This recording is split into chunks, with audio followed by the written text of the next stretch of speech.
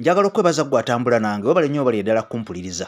Nze AK Master emabega w'omuzindalo ku lutimbe AK TV olutimbe gaggadde. Kyokola kyamaanyi nnyo, kyokola kya ttendo nnyo, siyinza gaana kubeera nga nkwebaza. Mpozi n'obuwombeefu nkusaba vidiyo eno sooka ogiwe ekigalo, omupya osubscribinge mukwano, okone ne kade tusobole okubeera nga tutambula ffenna. Olwaleero sigenda kudda mu loddo, sigenda munnange kudda mu kulondobereza. Naye okusookera ddala njagala okusooka okwebaza buli munnaddiini yenna olunaku lw'eggulo eyavuddeyo n'akoona ku nsonga ey'eddembe ly'obuntu. Mwebale nnyo mwebalire ddala, sijja kumanya munnaddiini ki oba munnaddiini ki, naye mwenna mwabawulidde bannange nga balaajanira abantu baabwe, bannange nga balaajanira ku kiwamba abantu, bannange nga balaajana nti gavumenti etuyambe erekeraawo okubeera nga bambi ewamba abantu.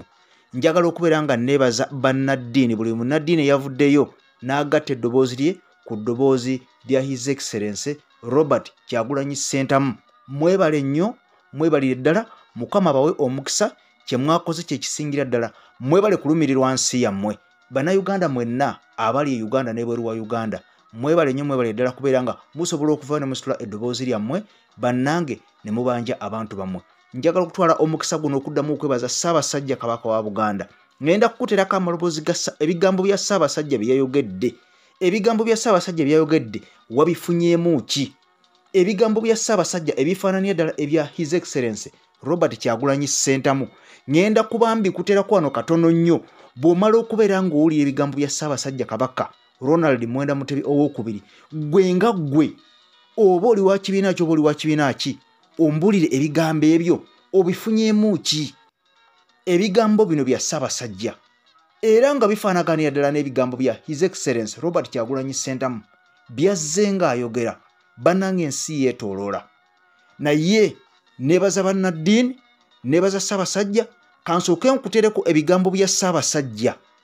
Situgenda kuwanvuya mboozi eno, naye tusooke tuwulire ebigambo bya Ssabasajja. Ebigambo biringa 15 Ssabasajja bye yayogedde. Ssabasajja tatera kwogera, naye mwana wa tata buluwulira ng'ekigambo kino omanya nti embeera si nnungi, omanya nti embeera eyonoonese. Buluwulira nga Ssabasajja, kubanga Ssabasajja Kabaka ye muntu atavaayo kubeera nga ayogera. Naye njagala ombulire ebigambo bino bya Ssabasajja byabadde bitegeeza ki. Nze ngenda kusooka nkubulire nga nze kye nabifunyeemu n'engeri gye nabivuunuddemu n'ekye byabadde bitegeeza. Ow'omukwano naawe nkusaba mu komenti onteerewo ebigambo bya Ssabasajja bino byabadde bitegeeza ki. Nkugambe sigenda bimalayo byonna, kankuweko katono nnyo ebigambo nga 15 omala obbiwuliriza, nze nkubulire endowooza yange kye mbyogerako.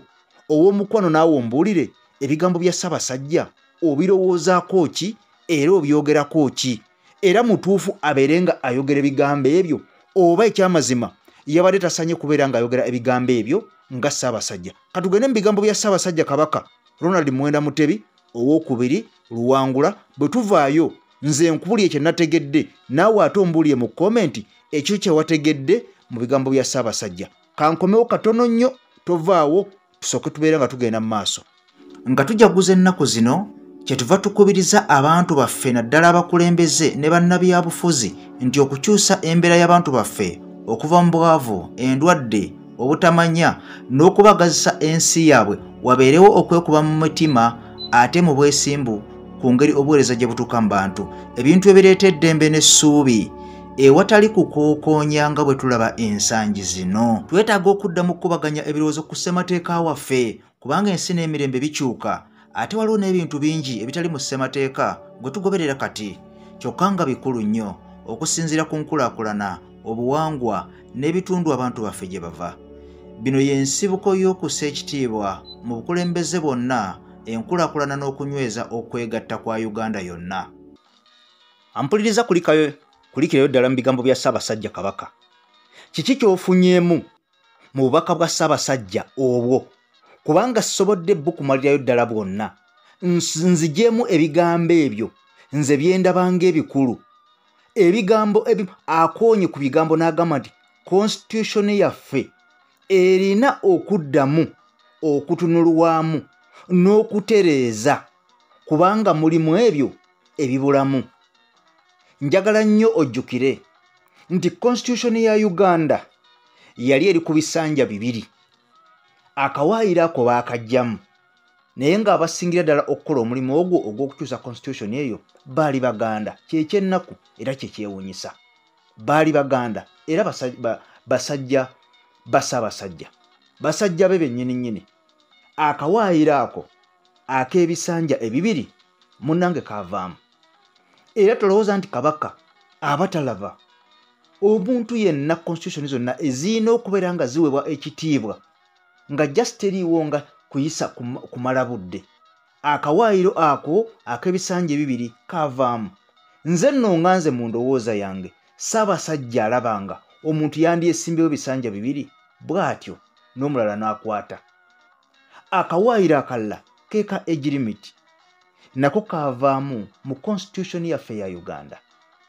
At least bw'oba oggyewo term limits ng'oggyewo ebisanja 2 waakiri wandireseewo aka age limit n'olekawo emyaka nga at least omuntu waweza emyaka 75 tasobola kuddamu kwesimbawo. Naye bwe wajjamu ebisanja ate n'ojjamu n'emyaka. Kale Ssaabasajja ateekwa okuba ng'alina obulumi ku mutima. Oba nno nga bwansiye okubeera nga constitution munnange teriimu kiziyiza kyonna era nga w'oyagalira munnange omuntu waafugira. Ekyokusatu, Uganda baagisuubiza federo. Enfuga eya federo ng'ovudde ku nfuga ey'ekintabuli. Buli region yandikoze ku nsonga zaayo. Abasoga ne beekolera ku nsonga yazaabwe. Abatolo ne beekolera ku nsonga zaabwe. Abaganda ne beekolera ku nsonga zaabwe. Kubanga tewali muntu n'omu amanyi ensonga zo kusinga ggwe. Omuganda omanyi nnyo ensonga zo okusinga omutoolo bw'azimanyi. N'omutoolo amanyi nnyo ensonga ze okusinga omusoga bw'azimanyi. Bw'atyo n'omusoga amanyi nnyo ekifa e Busoga okusinga ekifa e Buganda. Kale federo bw'ebeerawo kitegeeza nti buli mbuzi egenda kubeera ku nkondo yaayo. Ebimu ku ebyo nkakasa nga Ssaabasajja yabiringizzaako. Eddembe ly'obuntu okunyigiriza owa wansi omuntu wa wansi. Era Ssaabasajja yagambye bannabyabufuzi beekuba emitima. Kigambo kwekuba mu mutima kitegeeza kinga ggwe ampuliriza. Omuntu yenna bw'akugamba nti weekube mu mutima kitegeeza obeera olina ky'okola mu butuufu nga kikyamu. Era ng'ekintu ekyo ky'okola kirina gwe kinyigiriza oba kirina gwe kimalako eddembe lye. Abantu bangi mubalaba bawambibwa mu drone. Kitegeeza ebyo byonna biruma Obuganda. Ssaabasajja bimuluma kubanga bikolebwa ku bantu be. So bw'agamba munnabyabufuzi nti beekube mu mitima kitegeeza aba abasaba. Ebikolwa ebyo biriwo eby'okuwamba abantu. Ebikolwa ebyo ebiriwo bambi eby'okkuba abantu. Ebikolwa ebyo ebiriwo eby'okukwata abantu ne batabatwala mu kkooti. Ebikolwa ebyo ebiriwo eby'okubuzaawo abantu. Gavumenti oba oliawo ebitunulemu kubanga ffe tuli bannansi ate tewali akaluba ku mateeka. Buli muntu alina okubeera nga agondera amateeka. Tosobola kujja n'onkwata n'ongamba nkutwala n'enkulemesa oba n'enkugaana ng'oli munnamateeka. Era osobola okuntwala wonna w'oyagala naye nkusaba nange nkwata ng'omuntu kubanga nange ndi munnansi. Sina we ngenda kulaga naye katubanga ggwe mukama wange ontulugunyiza oba n'ompisa bubi kiba kimmalako eddembe lyange. So nga ate osobola okukola ekyoyagala nga tomaze kuntulugunya. Nze Ekimala mabega w'omuzindaalo ku lutimbe gaggadde nkusaba vidiyo gimpeera ekigalo ompyo subscribing ate tosobola vidiyo nga zino nga tuzitaddeyo osobola okubeera ng'ozifunira mu budde munnange ziba zirina kye zikwongerako. Bw'atyo Ssaabasajja kabaka wa Buganda nze nkusaba naawe Munnayuganda wonna w'oli w'osinzira okubeera ng'ompuliriza oteekewo endowooza yo okusinziira ku bigambo bya Ssaabasajja. Olowooza yabadde ategeeza ki? Olowooza lwaki ayogedde ebigambo ebyo byatatera kubeera ng'ayogera? Ontere mu komenti oba oliawo nange mmanye oba kye ndowooza kifaanagana n'ekikyo. Njagala okwagaliza okubeera obulungi osibe bulungi. Mukama Katonda akumpeera ekisinga obulungi. Tukwatagane mu waka addako nze I sign out for now. Bye bye.